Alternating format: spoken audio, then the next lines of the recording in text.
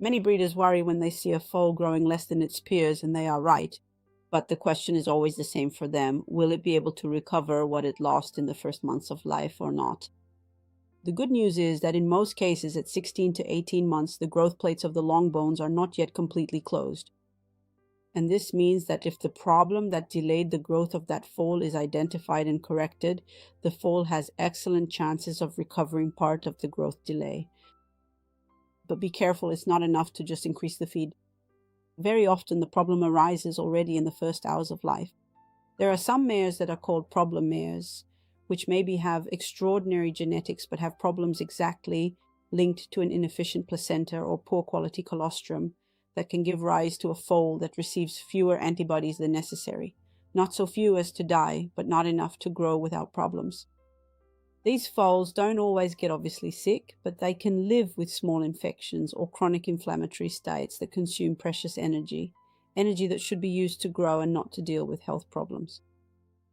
In at-risk foals, the administration of hyperimmune plasma in the first 12 to 24 hours can represent an important help to start on the right foot, especially if it is clear that that mare is a mare that can give this type of problem. Post-weaning management also has an enormous weight.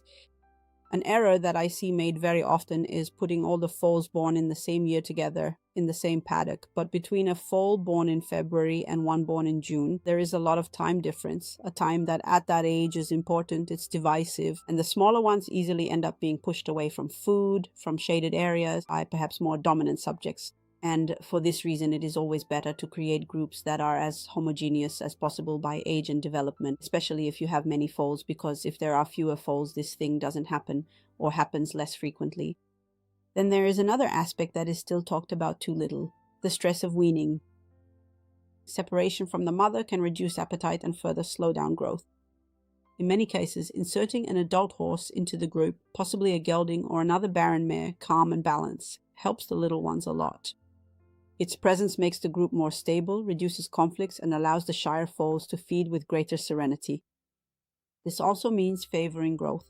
Before modifying the diet, however, it is fundamental to understand why that foal is growing little. I mean, it's not just a matter of management 90% of the time. For this reason, I always recommend a thorough visit accompanied by some targeted blood tests, blood count, a serum amyloid to evaluate any inflammatory conditions, a biochemical profile, a stool test to exclude serious parasitosis.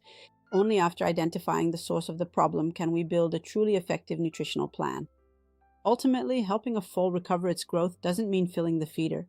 It means eliminating everything that's draining its energy, like infections, inflammation, stress, competition, and management issues. And that's exactly how we give that foal the chance to truly express its genetic potential